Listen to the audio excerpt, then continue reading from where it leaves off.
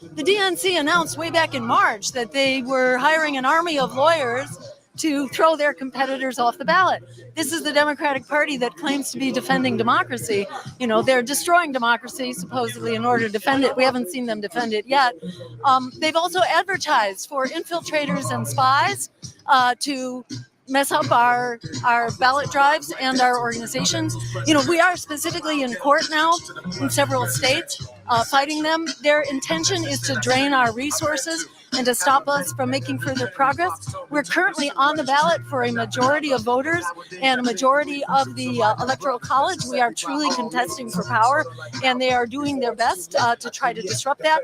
And then most recently, they're now tying up the public funding that we qualified for, $270,000 that we very much need to keep going. And, you know, so we're encouraging people to own this fight, you know, to crowdfund this fight, because we are the one anti-genocide, anti-war, pro-worker, climate emergency choice that is already on the ballot for a majority of voters. The DNC. Absolutely. Thank you guys so much for tuning in. This is a fundraiser, obviously. So all of you guys who are tuning in have donated at least $10 or more, which we are so appreciative of. As you can see, the DNC is at it again, expectedly, unfortunately, but we kind of always know what we're up against, and at least there's no surprises. But of course, Dr. Jill Stein is here to join for the incredible guests we have coming up. Thanks so much for joining us, Jill. What an honor. Thank you so much, Joy, for bringing us together. Like, we're so reminded now why we fight and why we need a people-powered choice in this election. We do, absolutely. Of course, I'd be remiss not to talk about Genocide Joe. Big news yesterday, kind of expected, but do you think this changes anything at all with the campaign?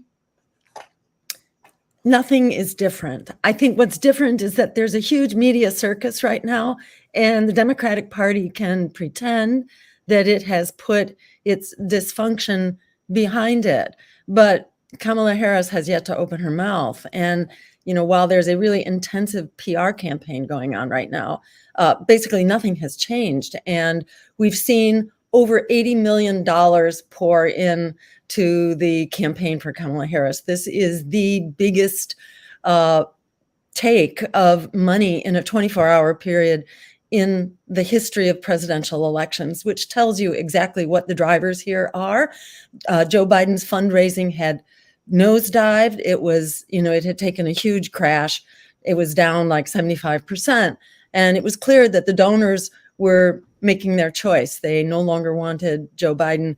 Now they have a pretense of an effective campaign. But this is, you know, a campaign for Wall Street and the war machine. Nothing is different between Kamala Harris and Joe Biden, except maybe that she can string a couple sentences together, hopefully, but we have yet to see. You know, she typically does a kind of word salad, but that's better than what Joe Biden could do. This is a crisis of the Democratic Party's own making. They pretended, they circled the wagons around Joe Biden. They prevented an actual primary from taking place.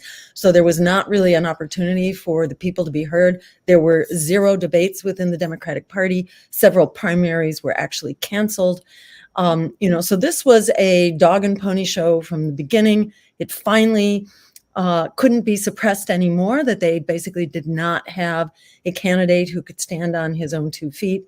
And at the last minute, they had to, you know, regime change him. And he was anointed into the process. He, you know, both in 2020 as well as in the current election, there was not a democratic process. And he was, you know, he effectively had the election made for him when Obama convinced all the other centrist candidates to pull out at once and throw their support to him so that he could win. But, on his own, he was not winning. He, had a miserable campaign, and he required really a concocted promotional campaign to seem like he was winning. And that's how he came to be president. And the process was being railroaded again. And, and it has fallen apart. And lo and behold, the Democratic Party ruling elites have swept in again, along with donors, to anoint Kamala Harris as the stand-in for Joe Biden, who shows no capability whatsoever, really, of being a voice on behalf of the American people. And that's what's really being lost in all of this. This whole dog and pony show, this three-ring circus, this media zoo going on right now. The needs of the American people are being completely suppressed. And the Democrats' strategy is let's avoid the disaster of the Republicans. That's their whole issue. It's fear-mongering against Republicans.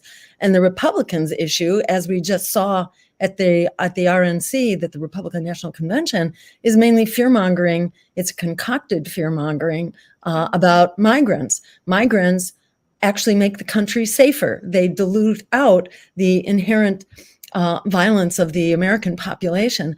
They do not bring in fentanyl. Fentanyl is brought in by Americans, by red-blooded USA citizens who are bringing it over the border themselves, not through migrants, but through citizens of the U.S. going through actual portals of entry. So all of this is made up. Migrants are actually an economic boon to our economy. They need to be screened upon entry. We need an Ellis Island type system that screens migrants when they come in, that provides them their papers. They go to work, and then basically they are an economic engine for our local communities and for the nation. So the fear-mongering around migrants is completely made up. It's absolutely BS, but that's what this election is made out of the immigrant bashing by Republicans, and then the Democrats in turn fear-mongering about the Republicans. There's nothing real here. There's nothing actually about the American people who are struggling to survive paycheck to paycheck, who cannot afford to keep a roof over their heads. Actually, 50% of Americans are paying at least 30 to 50% of their income to keep a roof over their heads. This is an absolute disaster. Some 8 million people per year go into poverty just because of their medical costs. 100 million people dealing with medical debt. 1 out of every 4 people who develops cancer will lose their house or their savings just trying to deal with the cost of their cancer. And by the way, cancers are going up, especially in young people right now. This is an absolute all-out disaster for the American people, and that is completely lost in the three-ring circus going on right now, in the fear-mongering. They are fear-mongering because they don't want to talk about what the American people actually need and how we can fix this crisis, how we can create Medicare for all and save $500 billion a year at the same time that everybody gets covered comprehensively. We can cut the military budget in half at least and free up at least $500 billion to spend on our true needs. We can create a federal rent control program, build social housing, prohibit the private equity corporations from coming in and gobbling up our housing. We have a fixable crisis here in basically every dimension of our lives. And this is why there is such a frenzy now to distract from the reality of what our lives are like. Because if the American people have a say in this, we're going to dramatically transform our future and this election, which is why it's so critical that we get on the ballot. And I'm so appreciative that you are hosting this event tonight to really crowdfund this fight, because the Democrats are pulling out all the stops, their army of lawyers, their job postings for infiltrators and spies, and then basically hijacking our public funds. They're pulling out all the stops to prevent us. We're already on the ballot for a majority of voters, but we want to be on the ballot for all voters. That way they can't silence us. 1 million people are predicted to die, between 500,000 and 1 million have been predicted to die in the coming month alone in Gaza. So every day, just horrific new atrocities are rolling out. So this election right now, this fight to get on the ballot, is to show the empire that we're not going to take this sitting down, that we are mobilized, we are organized, and we will be challenging power. So this is a winnable fight in so many different ways. We define the win, but there are many ways that we can win this, which we could talk about later. But Absolutely. having your support is the name of the game right now. And for those watching, you may know, since you're supporters, but on Jill's website, Jill Stein 2024, you can print out petition papers in order to get ballot signatures for your areas. I've gotten signatures in Lancaster, Harrisburg, and several different cities around in Pennsylvania where I am. Oh, Matt, thank you so much for bringing that up.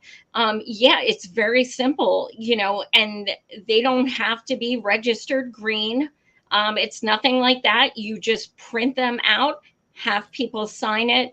I believe in Pennsylvania, we need 2,500.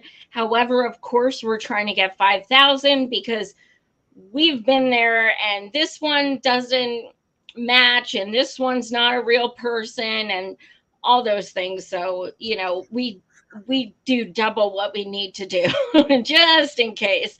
So definitely keep that in mind. If you go to the ballot access map, and Matt, if you can pull that up, it's like on the homepage, just look at the, yes. So you're basically clicking on the drop-down menu for ballot access from the homepage, and that takes you to this map.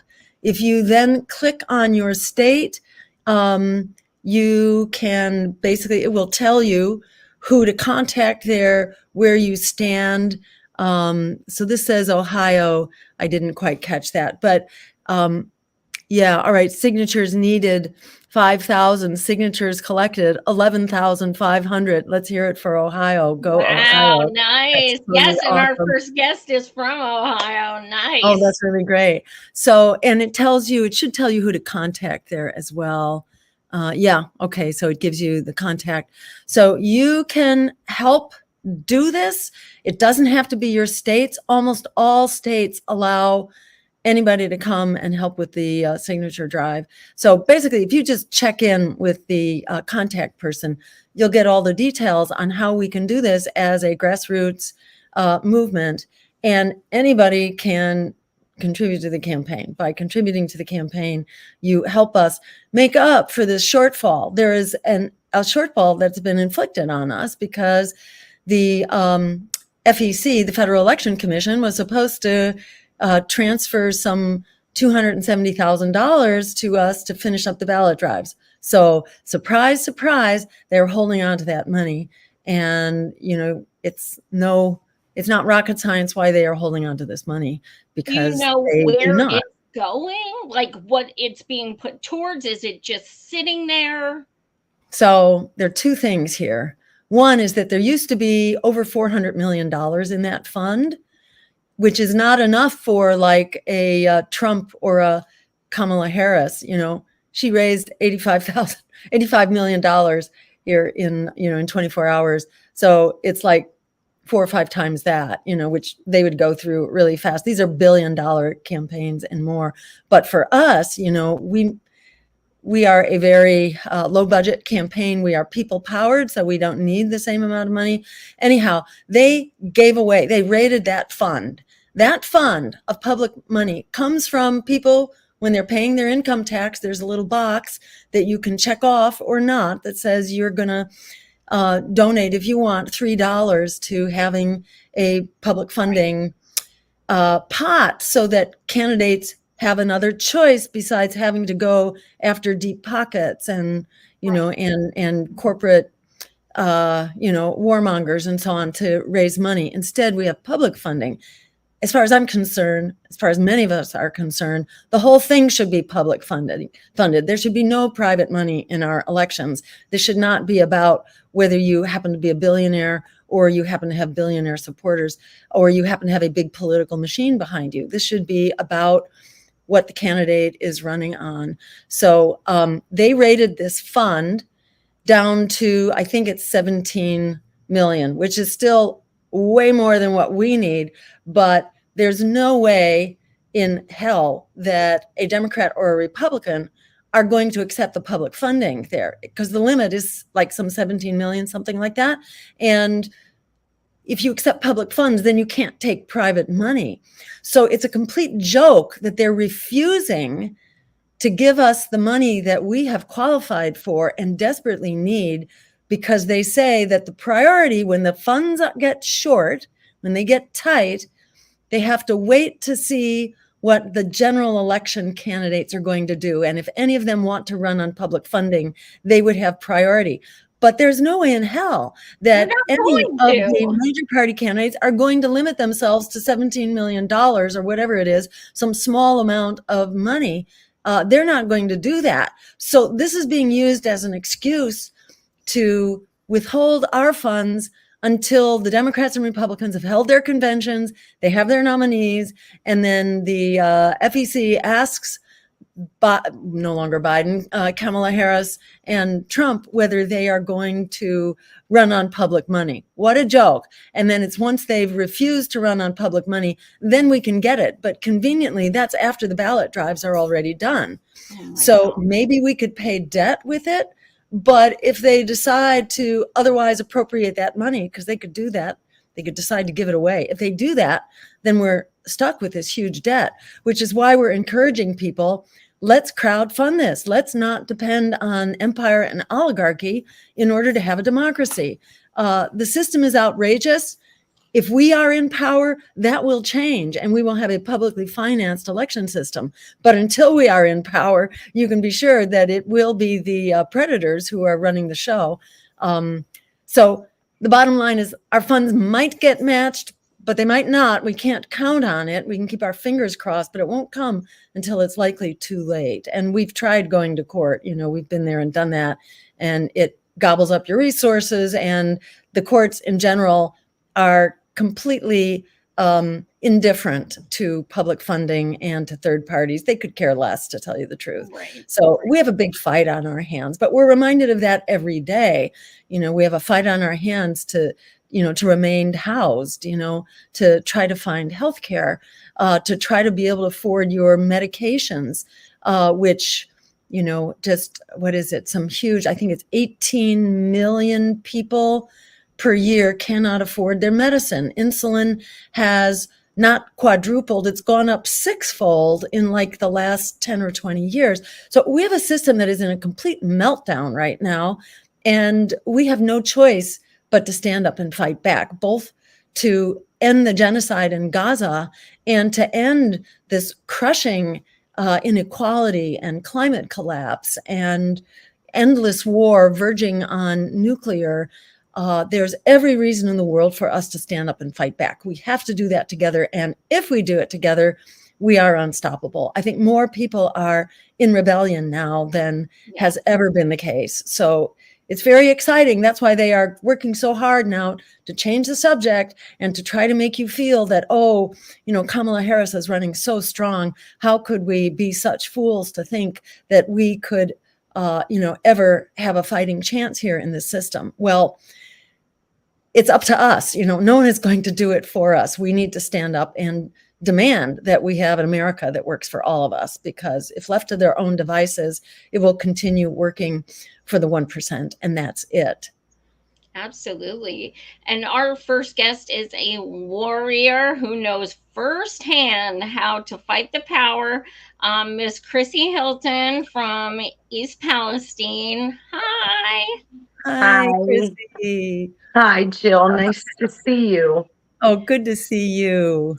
So Krissy, if you guys haven't subscribed to my channel and seen her on before, she is in East Palestine, Ohio, which is still suffering more and more every single day. Jill was gracious enough to accept my proposal to do a town hall with me in East Palestine for the residents. I think I know there's a huge,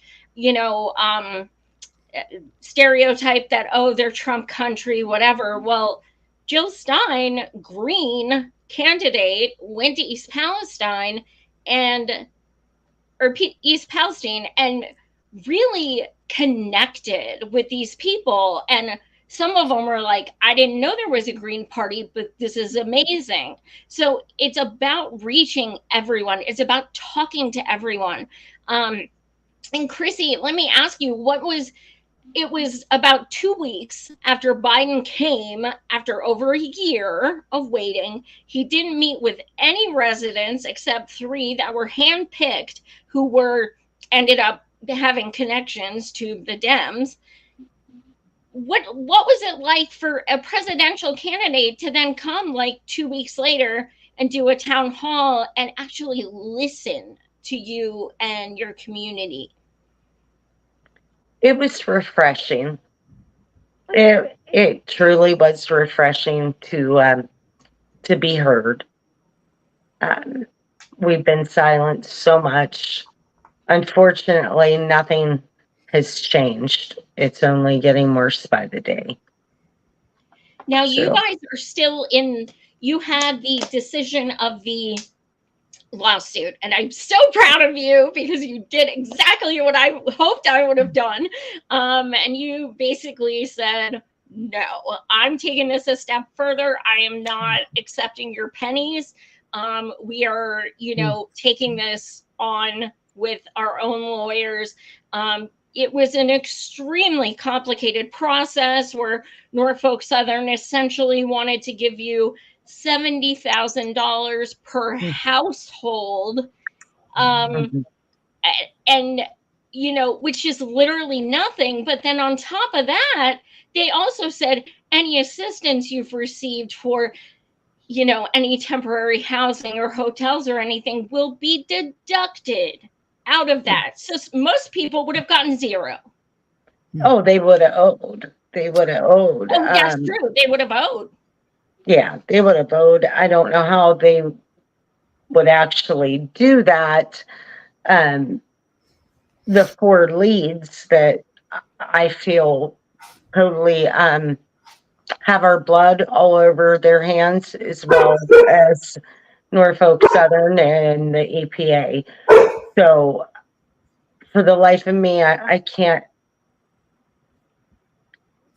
seem to understand where the compassion has gone in our country and why greed just runs and runs and runs, and evil doesn't even hide itself anymore. It's very disheartening.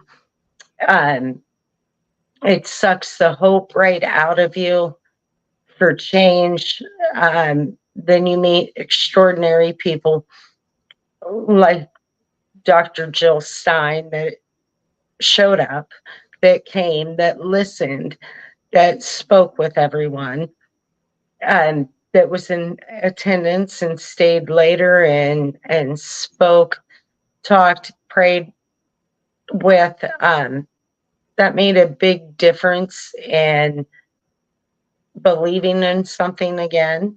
It's just, once you've dealt with this for a year and a half and repeatedly being kicked when you're down and disappointed, there's definitely has to be change in our government. This cannot go on any longer. Absolutely. And I know you and Ashley were sharing some of the the symptoms, the ailments that you know, it's only gotten worse. I'm always getting texts. People are in the hospital and everything like that. And Jill, you were kind of astounded with just how many things are happening and how there's just no concern. As a doctor, just even hearing even half of what's going on, you know, what's your reaction to that? It's really infuriating that our agencies that are supposed to be defending people who are subjected to environmental assault, you're the ones that are supposed to be protected. But hearing your description, Krissy, of what went on, you know, and reading about it, that you know, and your work too, Joy, which has been really wonderful, basically calling out the Ohio Department of Environmental Protection, whatever its name is, as well as the regional branch of the EPA. They're basically working with Norfolk Southern, and they were doing a cover up. They, you know, they allowed the spill, the chemical spill, to be ignited, which was such a catastrophic thing to do in the first place. You know, and then Norfolk Southern should have just had their pants sewed off of them for having allowed this spill. The fact that these incredibly toxic chemicals are being transported through our communities to start with, you know, and these train crashes happen all the time. You know, it's just luck of the draw which ones happen to have cars that are loaded with really toxic stuff and which ones don't. You know, it's just outrageous from the get-go. And the fact that the Railroad Workers Union had tried to address these safety concerns, and the Congress, including the squad and the Democrats and Joe Biden, who pretend to be a friend of labor, that they forced the union to accept a contract that they had already rejected. They basically tore in half the key power of unions to defend themselves and defend workers. They utterly destroyed the right to strike and inflicted these very dangerous conditions where you have people who are exhausted. It's now like 2, or if you're lucky, 3 people on a train that can be 1 to 2 miles long. So they have a huge amount of, turf to cover.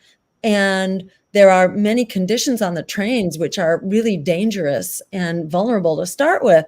So it's like people and safety and workers and communities and the environment are like the last concern of all. And to see all these groups pile on with each other and just basically rally around protecting profits and allowing people, not only allowing people to be injured, but then to, to basically assault and harass the victims and to pressure them and denigrate them and smear them for standing up to try to assert their rights and protect themselves. It's just jaw-dropping. It's just incredible. And Krissy, you and the community have so much, integrity and power that you're somehow able to keep fighting this. It's such an inspiration that you are. And, it's my hope that we put the fear of the community into the EPA, so that they know that there is a powerful force here that's rallying for East Palestine and for communities across the country, so that we not only prevent these kinds of outrageous accidents from happening in the first place, but that we ensure that the polluters pay. Those who are abusing their workforce and the community have to pay for this damage. And it's just outrageous that you, the victims, are paying. You're being financially destroyed. Your homes are destroyed. You've had to move out. I mean, given the condition of your home, I presume you are not able to move back in because this stuff just doesn't go away. What is the condition of your home now, Krissy? Well, they're trying to end my relocation. So they're trying to force us back or force us to sell. But I am waiting on one independent testing to come in. And I had another independent tester that my home shows formaldehyde now. And that was a byproduct of the burn. So it's just Norfolk's gift that keeps on giving. What we unearth and uncover in East Palestine. And, you know, they found the fourth pocket of vinyl chloride not too long ago. And there's a lot more. From a report that I seen, there's probably maybe 114 left of them. It's just when they want to say that they found them and when they want to attempt to clean it up. But the community's very much still in danger from these chemicals, and we still need help. And relocation is a must for anyone having issues.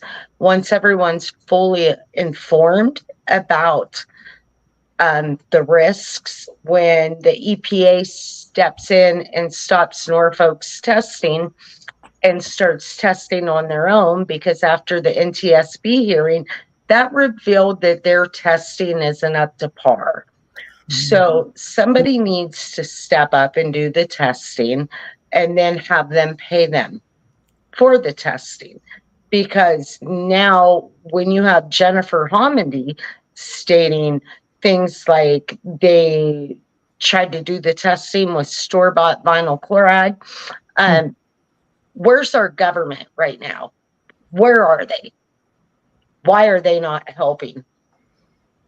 We're not going to stop until we get our families safe. They have a choice now, and the world is watching them. The world is watching Michael Regan, Deborah Shore, at the EPA step up and do the right thing. Help the residents. Absolutely. And face criminal charges, because in my eyes, they all should. Environmental terrorists. Yes.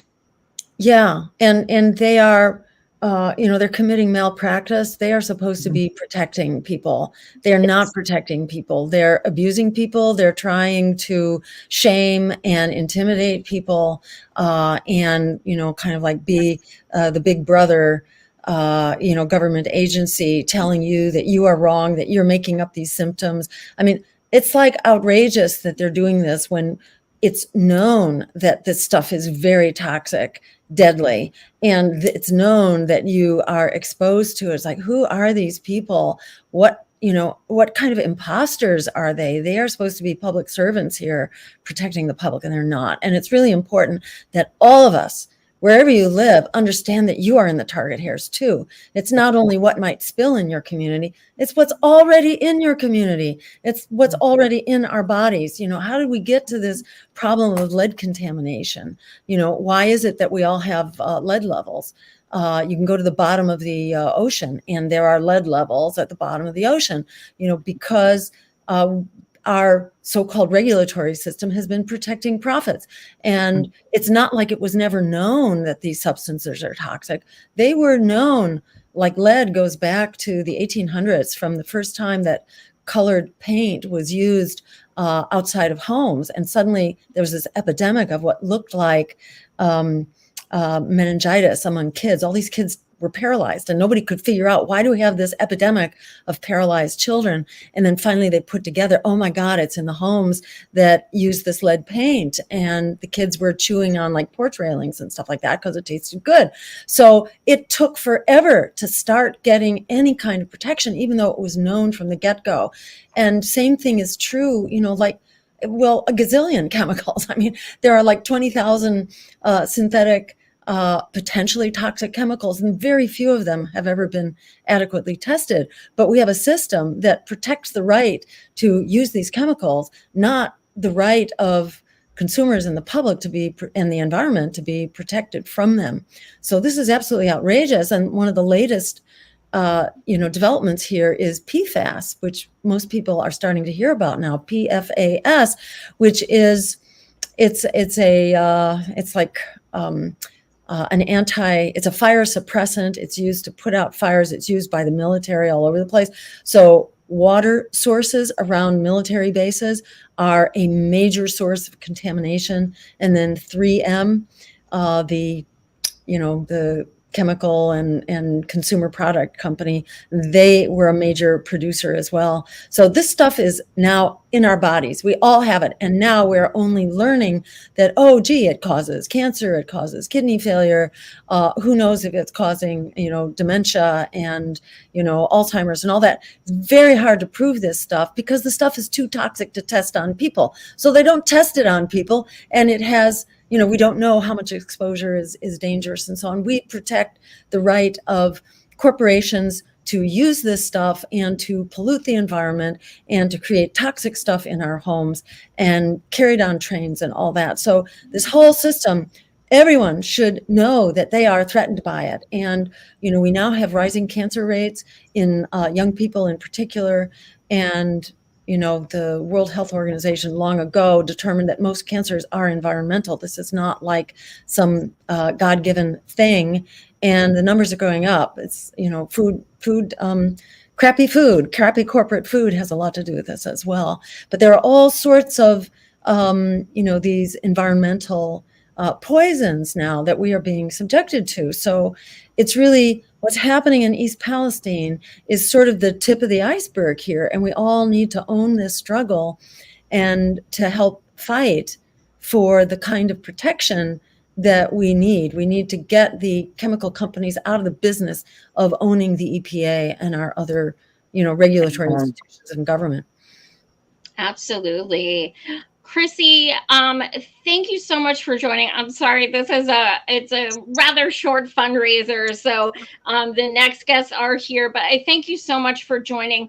Oh, and also, before I forget, today is 1 year ago today that I first came to East Palestine, and we had that huge Medicare for All rally. First time I met you in person. And I will be back for the 5th East Palestine visit next month.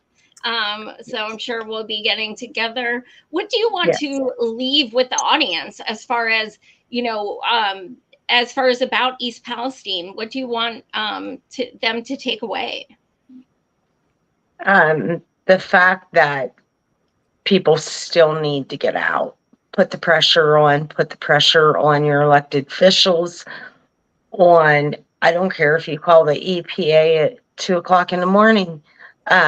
They need the phone calls. They need to be told that we need out.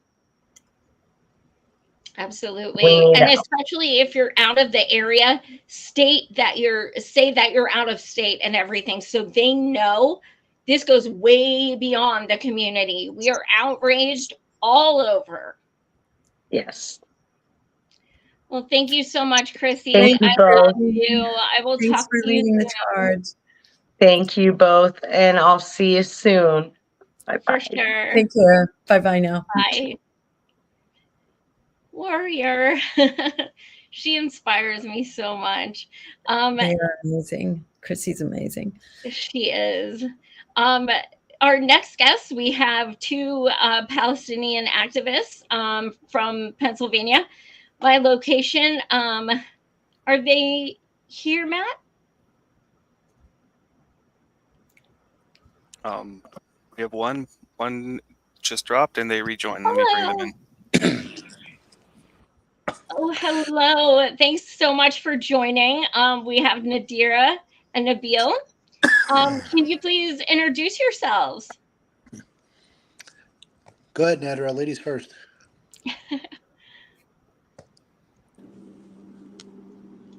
Hello, I'm Nadera Hi. Ramoni. Hi, how are you? Hi.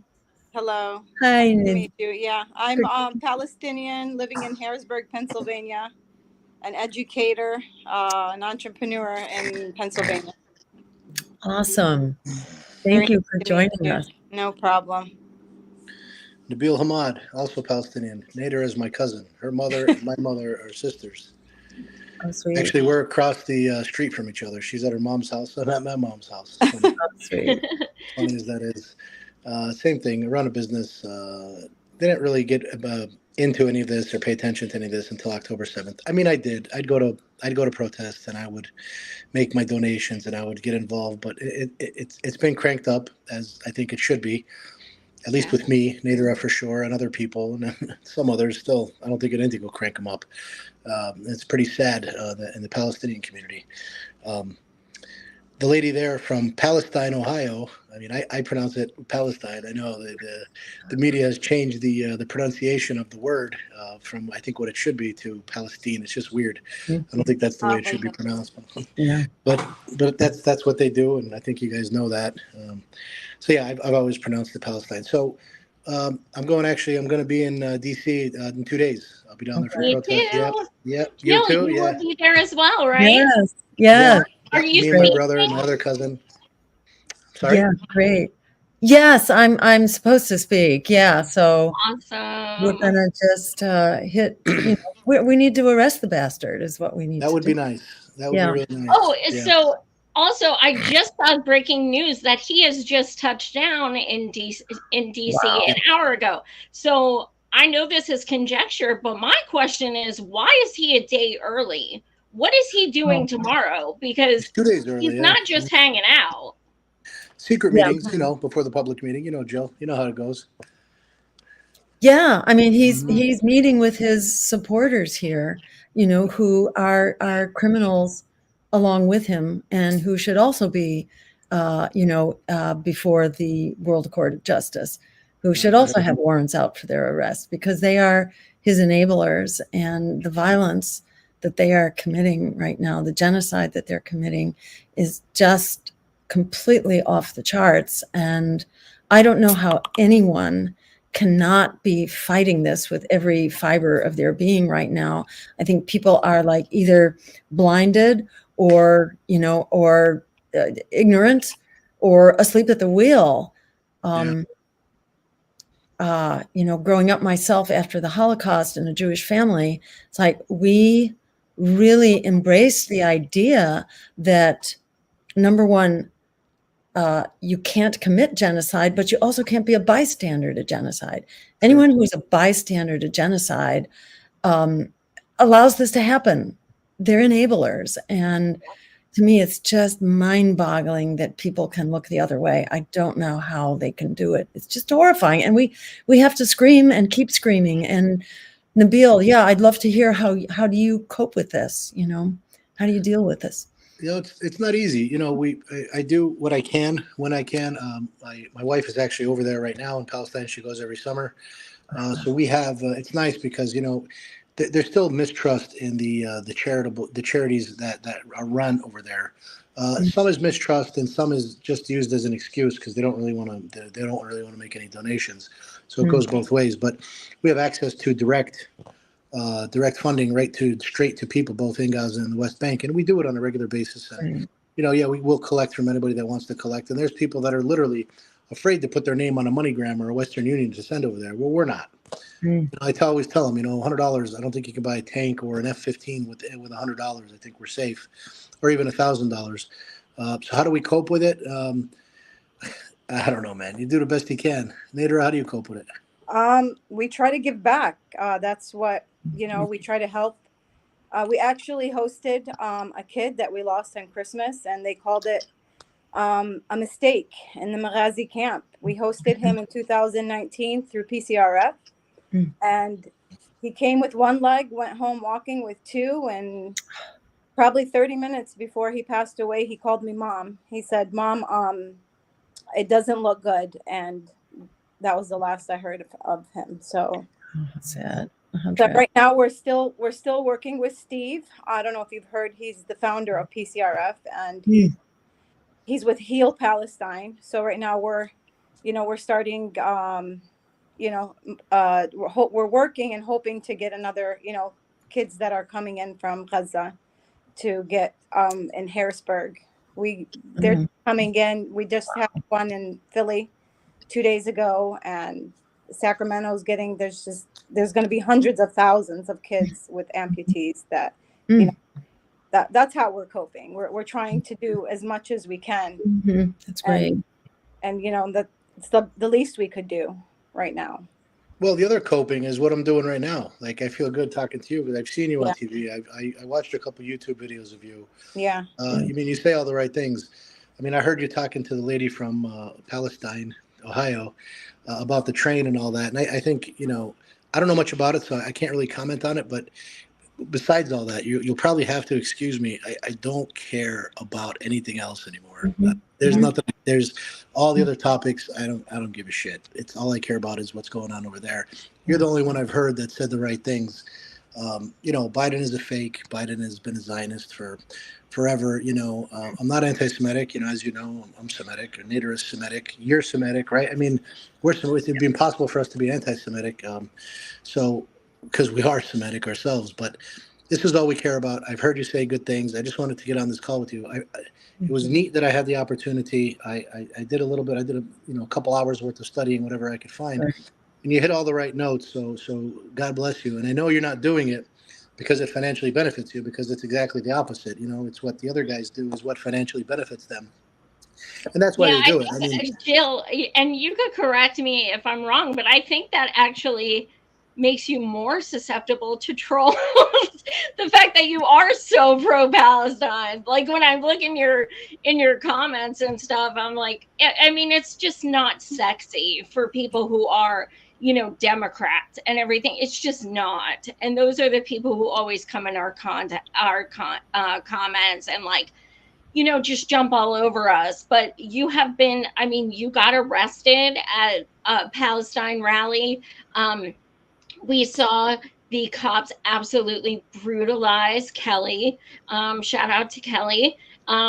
We've seen so much violence, and you were arrested with a number of other people, and that takes guts. I don't know you've been arrested more than once so for good reason, but that takes guts, and that is hardcore Free Palestine. That's one of the reasons I support you. And I agree that, like, I've been an activist for years and I'm passionate about so many things, but this is genocide. So yes, it is the top of everyone's mind. It is so beyond urgent. Nadera, how about yourself? Would you like to add anything on that? I mean, you hit it all pretty much on the nail on the head. We've been in the encampments as well. Nabeel's wife and I, we cooked, and we've taken, the famous makluba. We flipped it with the students. So we've been supporting, so we're trying to do as much as we can as well. So, watching kids with their heads blown off and limbs, it can't become something that we're just so used to seeing or being okay with. So Exactly. Yeah. And everybody needs to own this, because we're normalizing the torture and murder of children on an industrial scale. And to think that we're not going to pay a price. We are going to pay a price. We are looking at the destruction of human rights and the destruction of international law. And the U.S. has been able to get away, and we're paying for that. I mean, the U.S. is providing 80% of the weapons, and, we're funding Israel's military and have been doing that for the long time. And way back in the 1980s, Ronald Reagan's Secretary of Defense said that Israel is the unsinkable battleship for the U.S. in the Middle East. Why do we need an unsinkable battleship in the Middle East? So we can control Middle Eastern oil. And, this is a problem of empire, and it's a very big problem. Gaza is the tip of the iceberg. It's like the tip of the spear here. It's a big problem. We're not going to fix it overnight, but we can stop the genocide in the blink of an eye. Could be stopped with a phone call. And, Reagan himself did that, not known to be a peace president or a justice president. He was moved to stop the Israeli army from committing its massacres in Lebanon back in like 1996. And with a phone call, he stopped it. And Biden could do that right now, could have done that ever since October. This could have been stopped. And, this is not something that started on October 7th. And I just always try to make that point so that people understand this is not something that Hamas started. This is something that's been hardwired into Zionism. Zionism is a program of ethnic cleansing that has used terror to basically try to push Palestinians out and acquire the land. And yes, many of the Jews who came were fleeing anti-Semitism, but that does not justify having been a victim of genocide, doesn't justify then becoming a perpetrator of genocide. And when the Zionists came, as you were saying, Nabeel, this is not a religion thing. This is a political ideology called Zionism. And it is that political ideology that brought conflict and violence with it, that Muslims, Jews, and Christians were living together in peace for centuries in Jerusalem. And the Zionists drove out not only Muslims, but also Christians and Jews as well. They're at war with all of them. And, this is a horrific movement which has been violent from the start, even from before the state of Israel declared its independence. Violence was being used to drive out Palestinians. So October 7th is just the latest expression of violence breeding resistance to that violence. And, we must stop the genocide. We must stop arming it. We must stop enabling it. And then we have to get down to ensuring that there's full compliance with international law here, which means ending the occupation, which in fact the World Court of Justice just ruled on, that Israel is illegally occupying, the West Bank and Jerusalem, as well as Gaza. This is all an illegal occupation. Israel needs to cease and desist, pay reparations, and allow the right of return. I mean, it's astounding that this court, which is from, people all over the world, including many from Western governments, having looked at the problem, completely align with what the Palestinians have been saying all along. And now there's just another institution of justice, as well as people all over the world, as well as the American people who all agree, and young people on our campuses. We're all aligned. The only ones who are not aligned, that is, who are taking the side of the occupation and apartheid and the genocide, the only ones are our elected officials, who are basically war criminals. We have to call them out.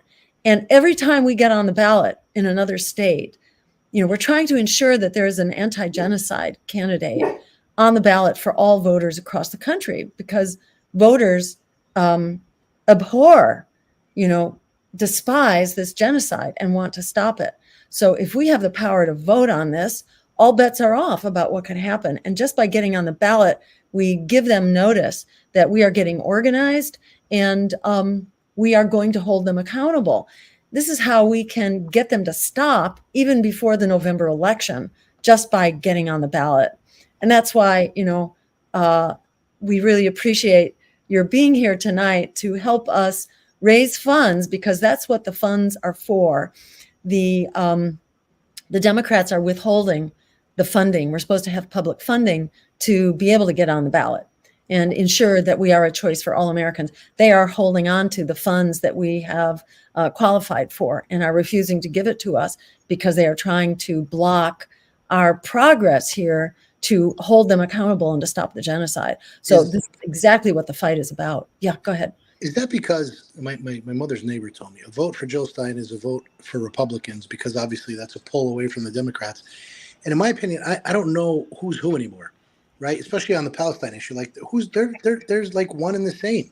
So like, I think everybody should pull away from those and give a vote to a third party, because they're just not that different anymore. Okay, on domestic issues, yes, they differ. Okay, Supreme Court and stuff like that.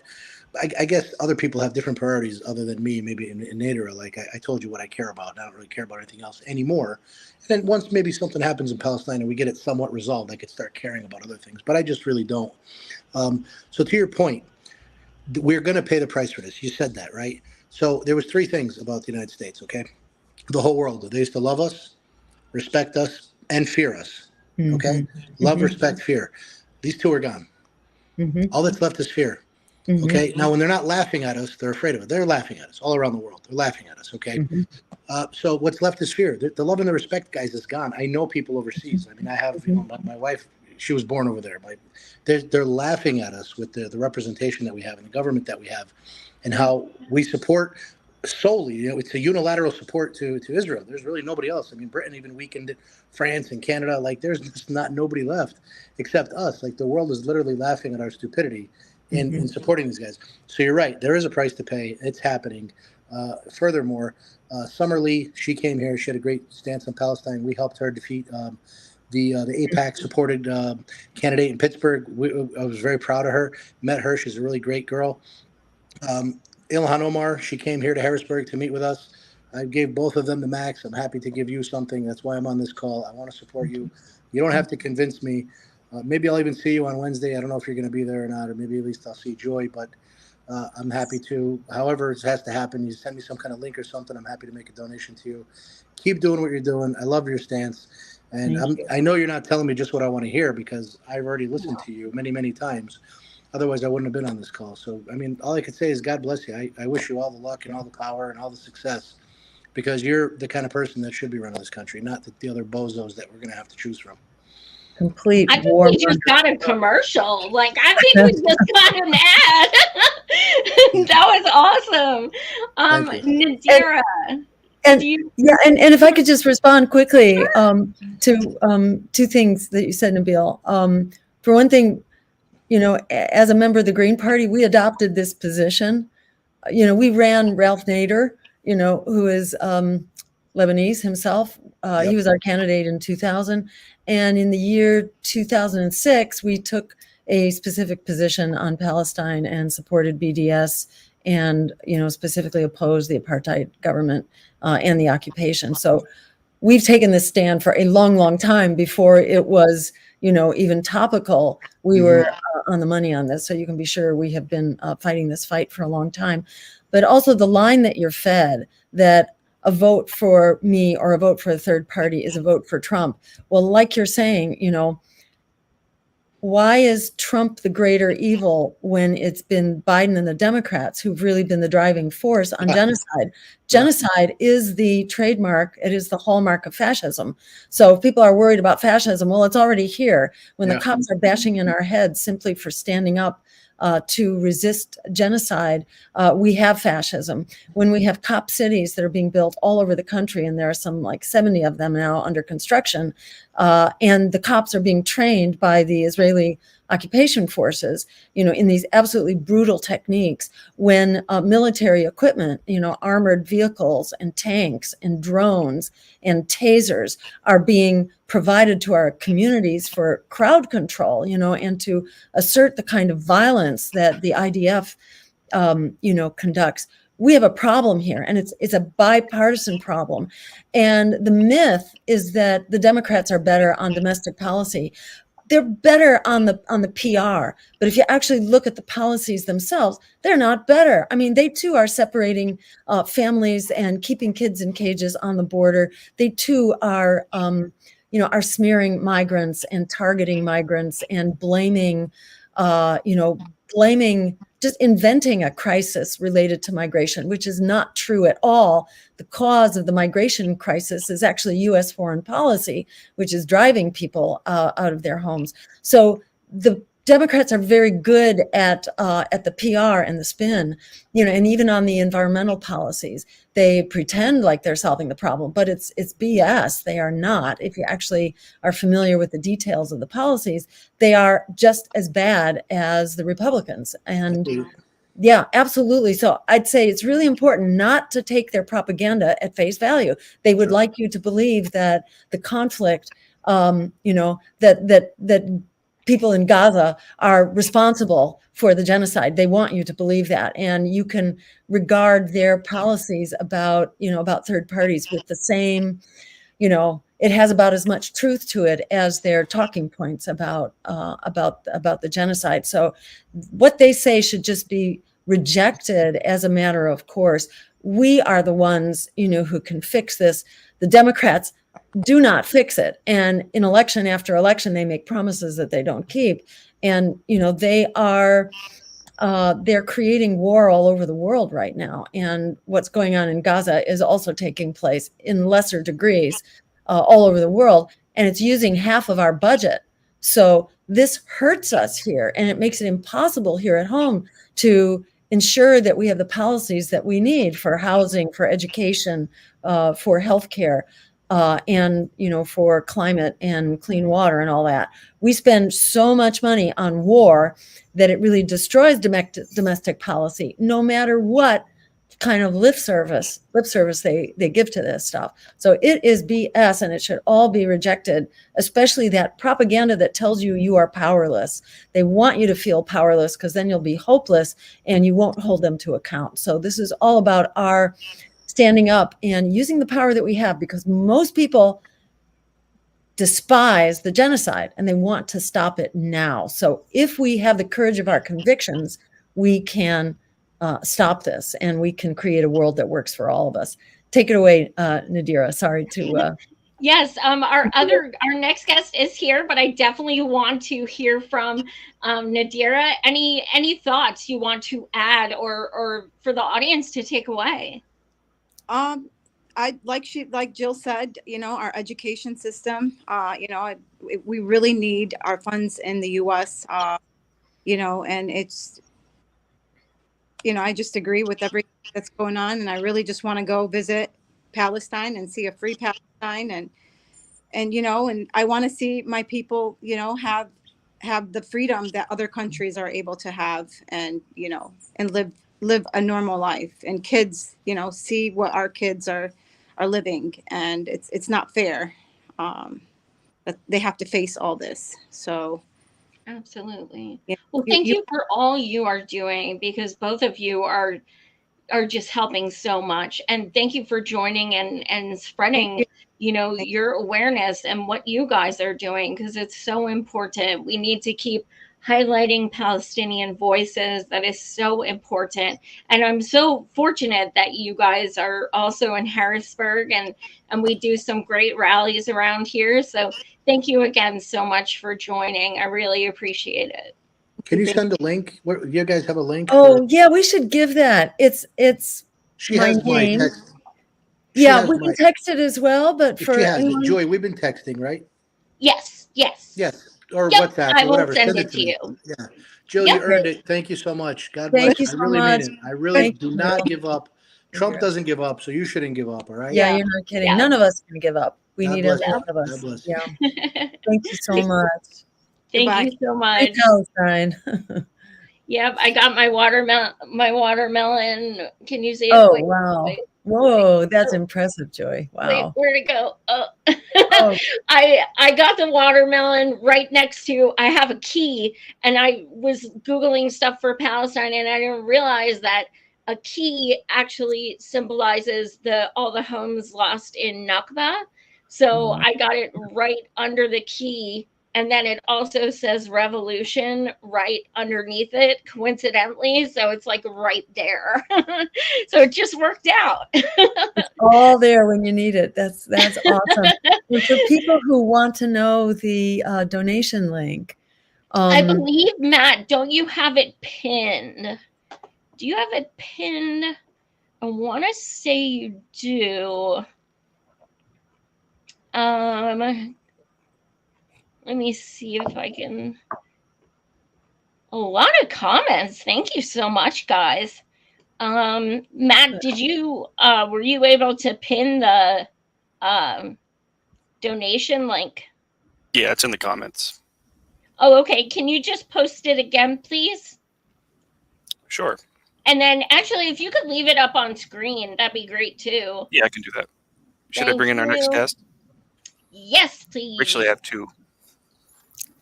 Oh, Professor Zenkus is first. Professor Zenkus. All right, awesome. Great. Hello, Saya. It's not easy to get a hold of. Hi. Nice to see you. Good to see Joy you. and Bill. How It's are you been guys a doing? while since you've been on my show, sir. I know. I remember it was a few years back, maybe 3. Yeah. And then last Yeah. I saw, Jill Stein was at a fundraiser, another virtual fundraiser. And I do not know why you don't look more tired than you do, because I know I you've been. know. Seriously. But thank you so much, Jill, for doing all the work you're doing to be our voice. And Thank you. I years ago, somebody, it actually comes up from time to time. People are like, "Oh, you should run for office," and I'm like, I do not have any desire to do that to myself. And seriously, it's I don't know that people are aware of the sacrifice that it takes, and I just want to thank you. So it's nice to be here. Thank you. Well, thank you for all the ways that you do the fight. And, we need a big team. We need a big team. We need all of us fighting. And thank you for your wonderful, inspired words and your social media. And, you're just on the money all the time. It's great to hear your voice. So as a professor, you've been seeing a lot of these protests that have been going on. I'm in Pennsylvania, and Josh Shapiro, who is our governor, who is being floated as president or VP, which is just freaking amazing. He just passed what's called the Stand with Israel Act. And what that means is that when any schools or colleges in Pennsylvania decide to support BDS, they no longer get a single dollar of funding from our state. So it is being held hostage. It's horrible. I mean, there's 2 pieces to this that I've been thinking about. And the first is the piece of, well, first of all, there's more than 2. There's a whole bunch. One is using the educational system, colleges and universities especially, as a punching bag to quash dissent, and demonizing these students, as Joe Biden did, as many other Democrats did, as a whole bunch of Republicans did, for standing up for what, obviously what we know is right, but using their right, their constitutional right to redress their government, but to stand up to save lives, right? To use them as a punching bag, and you would expect it's a bipartisan piece of legislation. This is something I would absolutely expect from Elise Stefanik, right? Someone like that. I get that's her brand.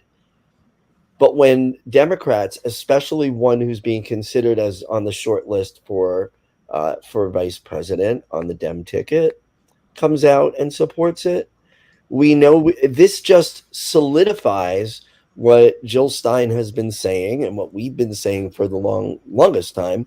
There really is, when it comes to some very important issues, there is no difference between the 2 major corporate parties.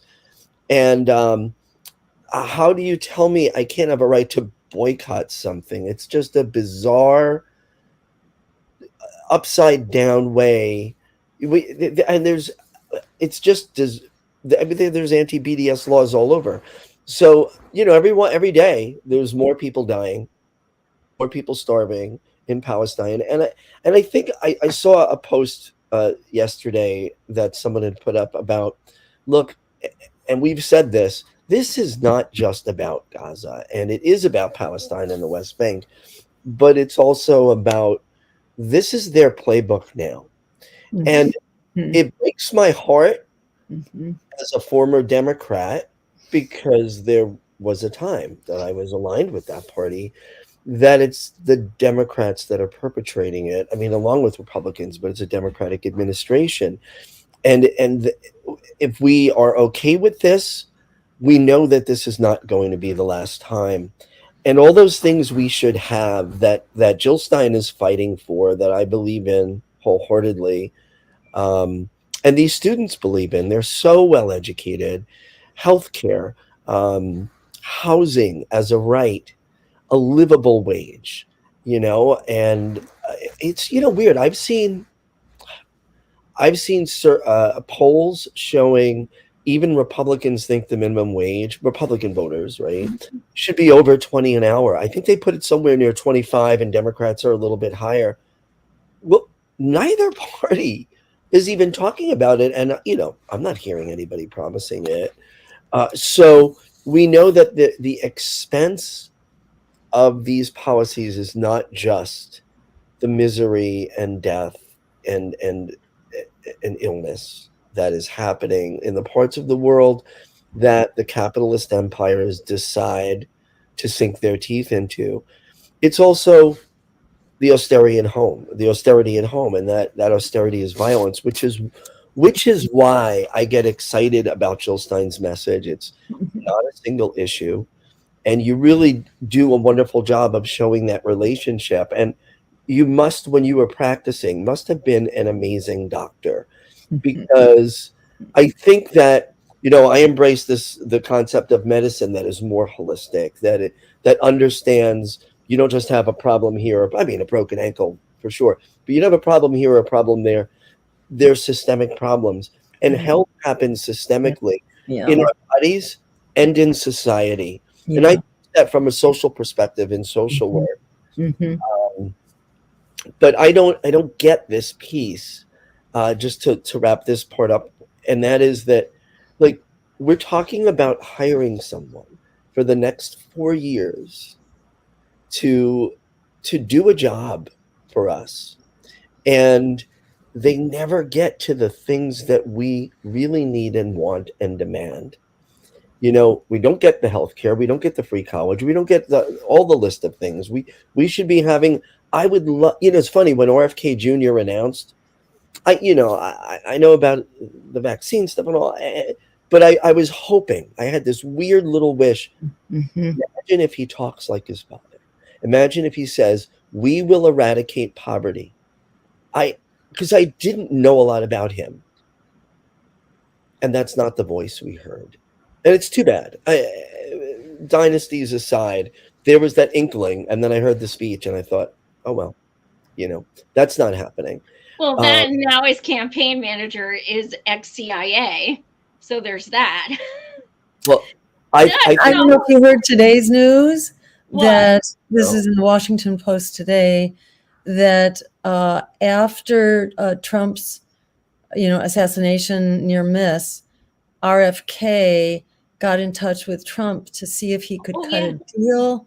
Yeah, are you aware of that RFK was trying? He went to go meet with him the morning he picked. He wanted a job. He wanted a job, and he would basically endorse Trump, which means he would have suspended his campaign. Right. Which to me, and this was all in secret. This is in secret. This has been confirmed by 4 people. They haven't been named. There are enough people now saying this. 4 people who are reporting it, so it sounds pretty. And to me, if you actually listen to what RFK is saying, it's just so full of smoke and mirrors that this is no surprise at all. And I mean, to me, this is like such an outrageous betrayal of his followers and his donors. And, they were just celebrating that they got this special new deal with libertarians that enables people to contribute $1 million at a time. And they're celebrating this. And I'm saying, what are you celebrating? You're celebrating the further corruption of our political system. You're celebrating that millionaires now have equal access.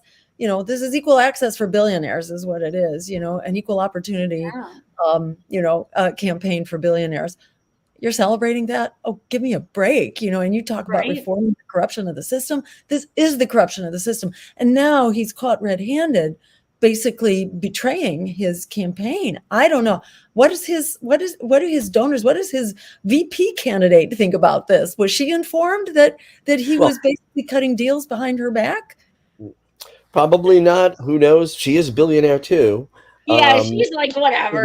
There's that. But I can't imagine anybody would be happy to clown, to find out that their top of ticket is clownifying themselves by offering to align themselves with the Donald Trump presidency. I mean, Trump is the most, I have a lot of problems with Democrats, but obviously Donald Trump is the most, when it comes to policy, the most unserious candidate we've ever witnessed in our lifetime. There is nothing policy related about what we saw 4 years that made any sense.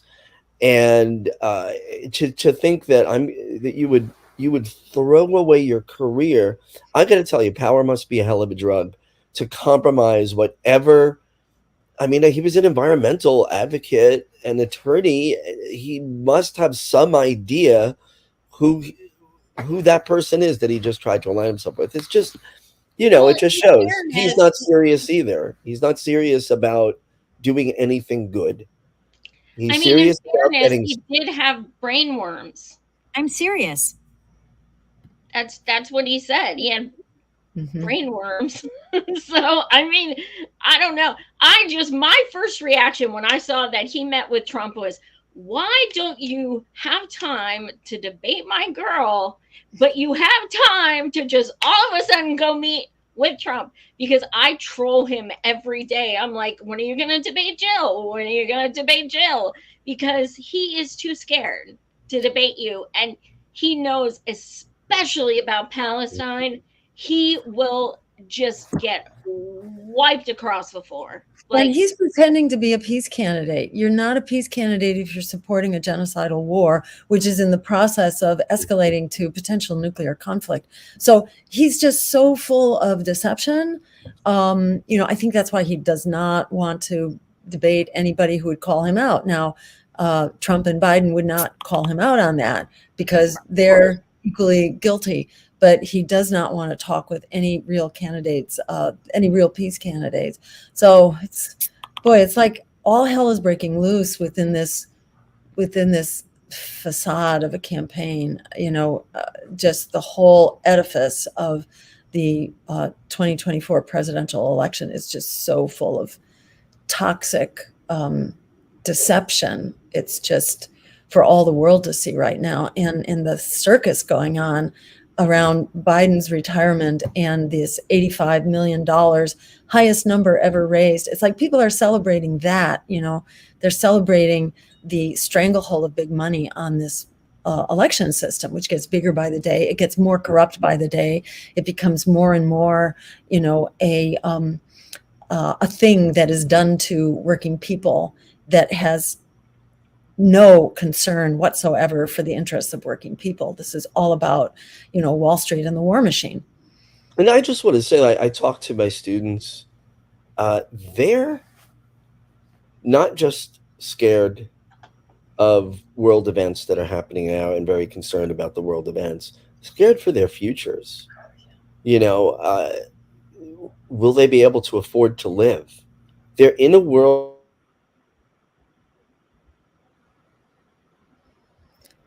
See, Anthony just froze for me. Joy, did he freeze for you? Yeah. All right. Well, maybe he'll come back in a second, but I want to underscore that. Yeah. And polls now show that half of young people are, describe themselves as hopeless about the future. And 1 out of every 4 young people have contemplated harming themselves within 2 weeks of the poll. This is like the world that has been created by, end stage capitalism, basically, and endless war and the war machine. And it's all about who's the latest cash cow for them. And young people are a major cash cow for this predatory economy. And it's just, this is fixable. This is absolutely fixable. We need to abolish student debt, make public higher education free, implement rent control, build social housing, declare the environmental emergency. That unleashes over $500 billion in funding immediately on day one. This is part of the day one agenda, not only to stop the genocide, but also declare the environmental emergency. And, this is fixable stuff, and begin working for a Medicare for all system that covers everyone and saves us over $500 billion a year at the same time that we cover everyone comprehensively. So this is fixable. This is why we need to be on the ballot. And I hope people will throw something into the pot tonight to help us keep up the fight, because the empire is quaking in its boots. They know that we are coming. And if we are able to get on the ballot, we need these dollars to do that. They are withholding our matching funds right now because they're terrified of what we represent. And I think this is a really devastating revelation about our RFK. We may see a lot of people move out of RFK now that they know that he has basically betrayed his followers. He's in this for a job, and really very deceptive about what he believes and who he aligns himself with.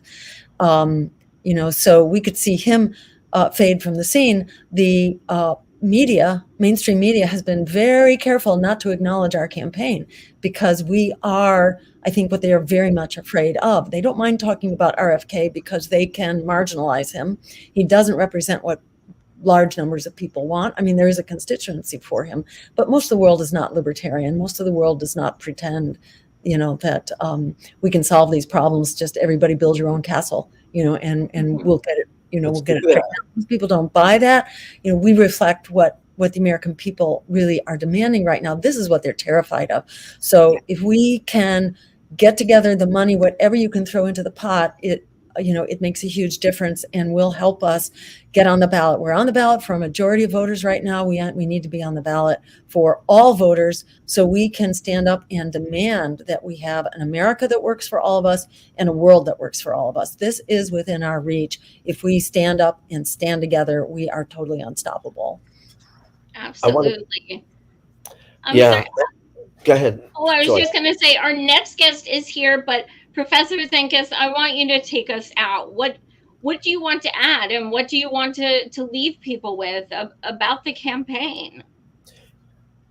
This is a moment that we have been given to make a decision that will affect our lives and the lives of people around the world for decades to come. And I want people to have something that I think is an overused word, like hope. But I want there to be a belief and an understanding that as defeated as we are made to feel, as tired and exhausted as we are often made to feel. And by the way, hey, I'm not a full professor. I'm working class. I live and die on the courses they offer me each year. Everyone I know, my friends, everyone is struggling.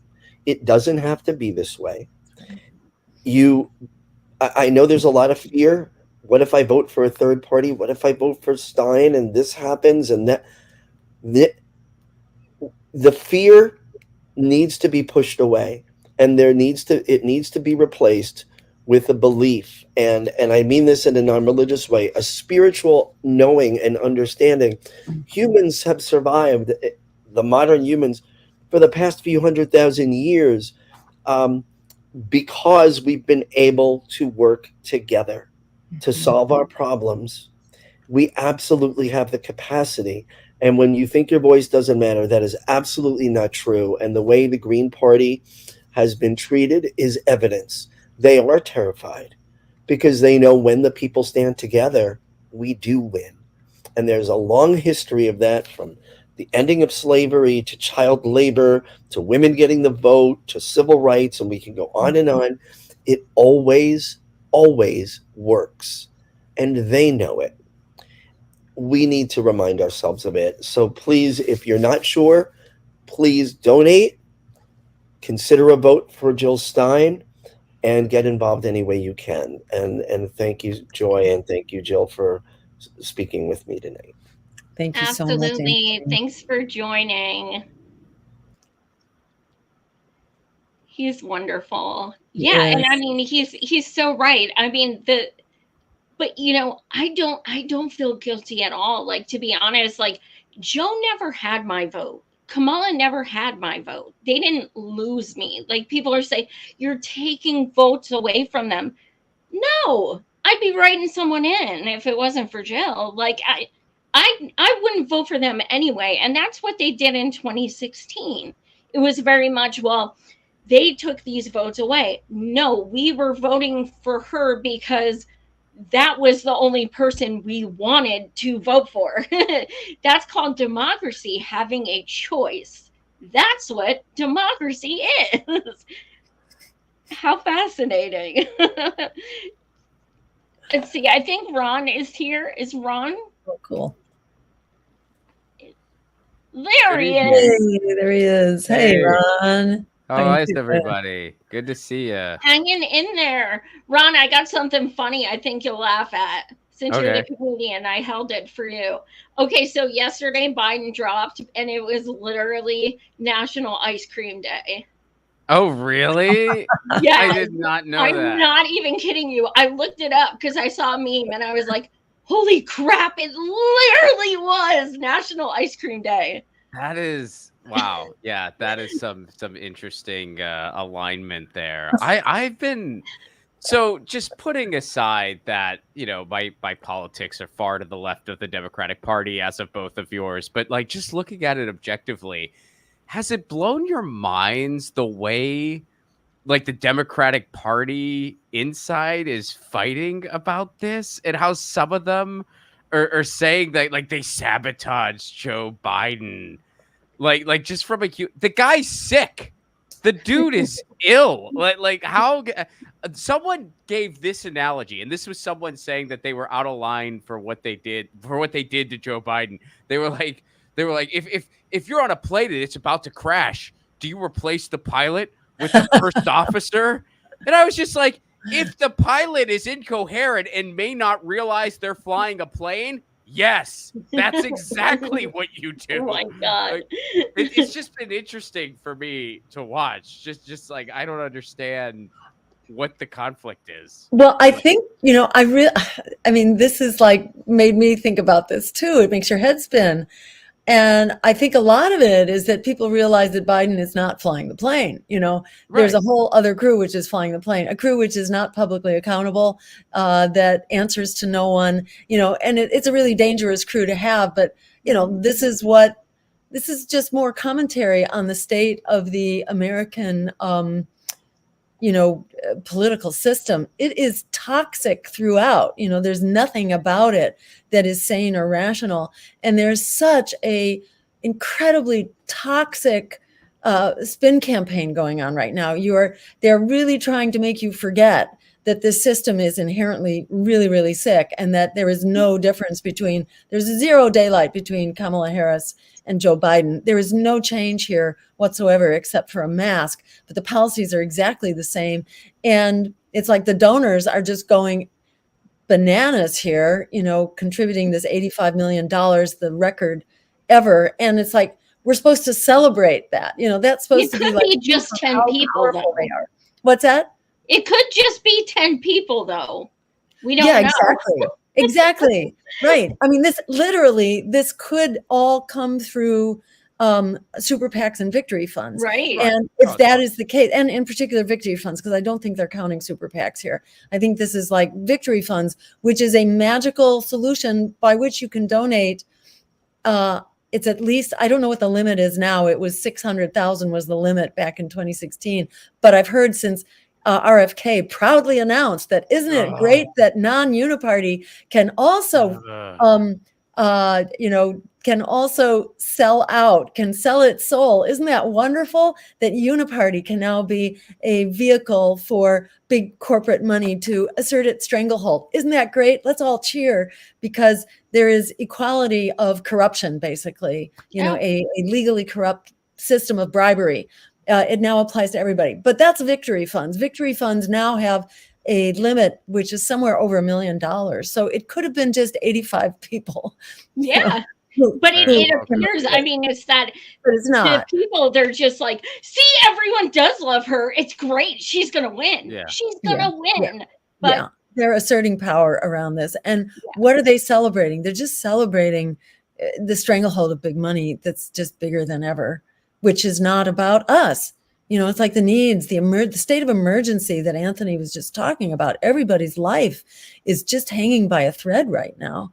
And there's no mention of that. We're too busy talking about the immigrant threat from the Republicans, and then the Democrats are talking about the Republican threat.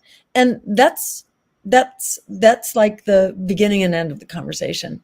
And this has nothing to do with the absolute crisis that we, the people, face every day from the minute we open our eyes in the morning and lift our head from the pillow. We are just fighting the crisis. Everyone. Yeah. Well, I mean, they create a fantasy. I mean, you have people going, "Oh yeah, the economy's great. Things are And it's like, what are you looking? Oh, jobs are up. Well, yeah, but you need 3 and 4 of them to survive. Like, Yeah. Yeah. and it's the same talking points every 4 years, and it's the same. And yeah, this whole thing with Biden, I mean, it's just been such a charade because they're just like, oh, well, they didn't want him. Look, the donors were fine with Rip Van Reagan.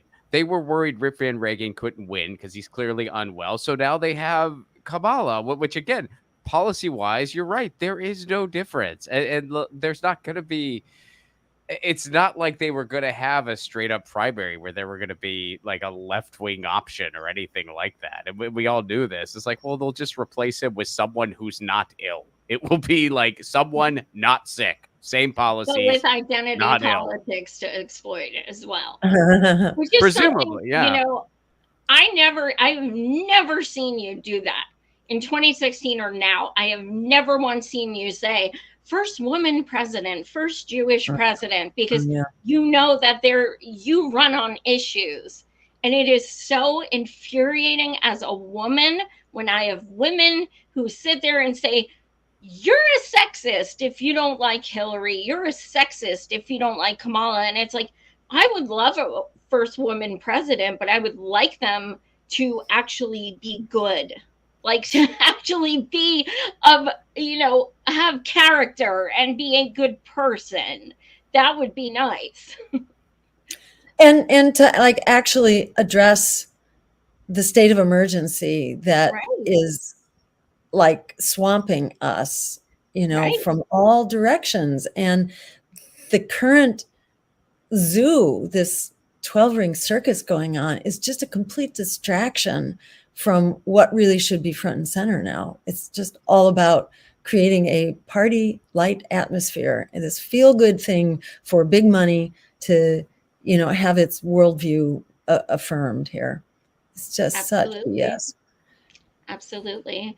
Well, Ron, now there's a little bit of energy in the horse race, though. Like now there's a little bit like there's some new drama going on. I mean, it really is like a sitcom, and it started out as just a sequel to a movie where no one liked the first one, but now there's kind of an interesting plot twist. And a plot twist I would like to see? I would like to see a plot twist where everybody gets to debate. That's the plot twist I would like to see. Yeah. I would like to see you up there, Jill. Oh, yeah. And even though I don't like the guy at all, I would like to see RFK up there even. I think and the libertarian, Chase Oliver, or Right. and then Claudia. I mean, they should all be up there They should. and actually exchange ideas and actually, dare I say, look like a parliamentary system. That while those systems are not utopia, there's no such thing.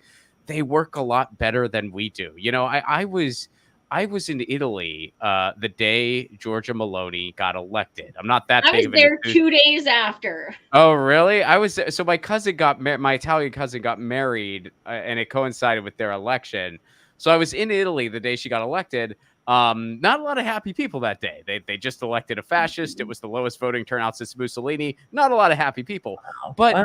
I gotta say, as an American, it really put a certain perspective for me, because the way their system works, it is a more parliamentary style system. There are more parties that do have a say, and the left flank, which is Verdi Sinistra, which means green left, they got like I think 10 or 11 seats, and I was just sitting there and I was like, that would be like if the Green Party got 11 congressional seats. I'd be ecstatic.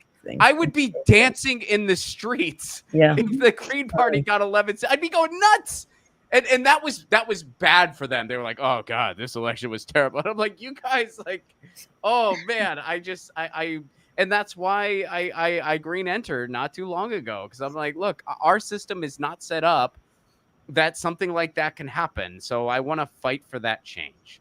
And, you said this to me a while ago, Jill. It's like, if you really want to fight for that change, you got to join up. Yeah. Yeah. Yeah. It's not, it's party politics is a very mixed bag, very flawed animal, but, pick your poison here, I mean, and now we know, now that the Democrats have actually gone public and have publicly advertised for their infiltrators and their spies, it really raises questions in my mind about some of the dysfunction that that we've been fighting within the Green Party, and how much of these crazy factions are on somebody's payroll. And I think that's not rocket science at all. And you never know what's just kind of plain old kookiness, and what's an infiltrator. You never know, but you have to you have to be a part of the struggle if this is just the nature of the beast, and you have to fight for an organization that's gonna represent us. And right now, there are a couple of progressive organizations, and they're great. And in my view, we should all be working together right now. We need to take a lesson from France. This is how we beat fascism. And I would love to see us hold a conference and hear from progressives about how should we handle this, because what the progressives and the centrists decided to do in France, together with Macron, they decided to use the candidate strongest in that district and rally behind one candidate who could then win. I mean, if we had ranked choice voting, we wouldn't have to negotiate like that. But why don't we work together on ranked choice voting and proportional representation? And in the meantime, let's fight fascism with a unified front right now. Yep. Why are we running three presidential campaigns? I mean, to my mind, this is nuts. And I never would have jumped in myself had it not been the fact that we had all the ballot lines and no one else was going to get on the ballot for a majority of voters. So we kind of had to do that. But, well, I had Shamu on a few months ago, and I was like, so? And he's like, no, I can't. And I'm like, no. So, I mean, look, I know you're not going to tell me, but I'm just going to ask, who's the VP?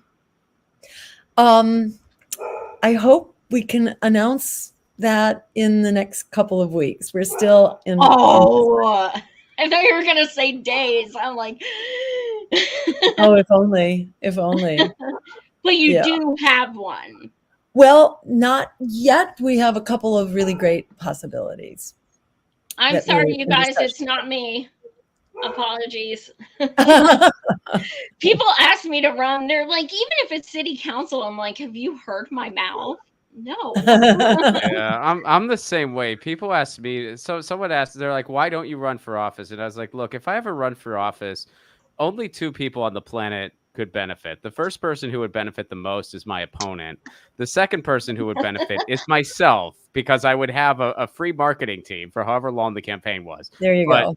This is the United States. They would find plenty of clips of Rob Placone saying he's an abolitionist when it comes to prisons, when it comes to the police. Rob Placone saying he's against private property. All those things are true. When you actually listen to what it actually means, it, in my opinion, sounds very, very reasonable. But we live in an age of sound bites. So that would be used as, character assassination, and I would have no chance in hell at anything. So my opponent would have a field day, but I would get, some free publicity online out of the whole thing. So that's why I don't run for office.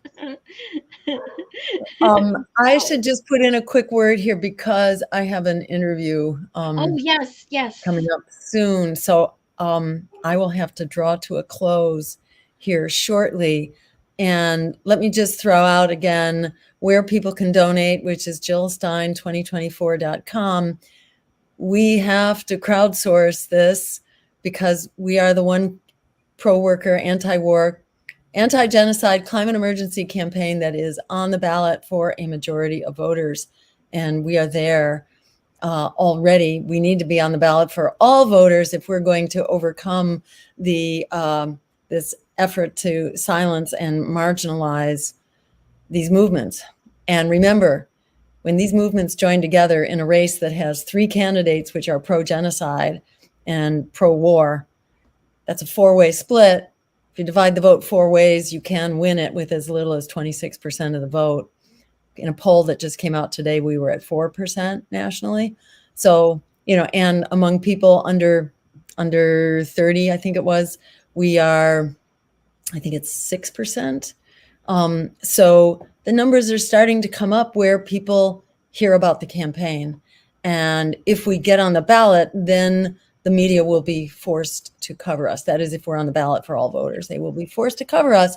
And we're going to see people really, people are very hungry for what we're talking about. So this is a very powerful, irrepressible agenda. So if we stand up together to fight, we are an unstoppable force, whether we get into the White House or we simply get into a stronger position to then continue the fight. The fight doesn't stop on election day. It's only just begun, and we have no choice but to fight it because the ship is going down and it's not going to save itself. We are the ones we've been waiting for. So let's stand up and fight. And thank you all so much. Thank you, Ron, for coming on. Thank you so much, Joy. Good to see you, Jill. Thanks for everything you do. Always a pleasure to see you. Yeah, you too. So you're so welcome. And thank you all for donating. That's so important. I am actually going to release this to everyone now and continue to ask people to donate.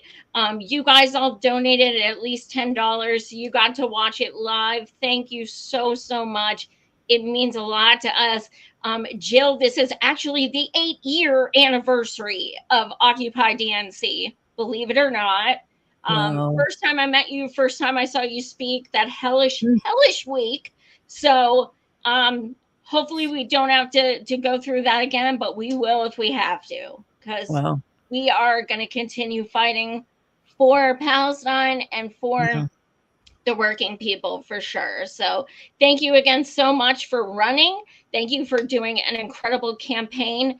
And thank you for joining me and allowing me to try and do what I can to put a dent in what is needed. Thank you. Thank you all so much. Let's all keep up the fight. Unstoppable together. Free Palestine. Much love, everyone. Free the USA. Take care. All best. Bye-bye. Bye-bye.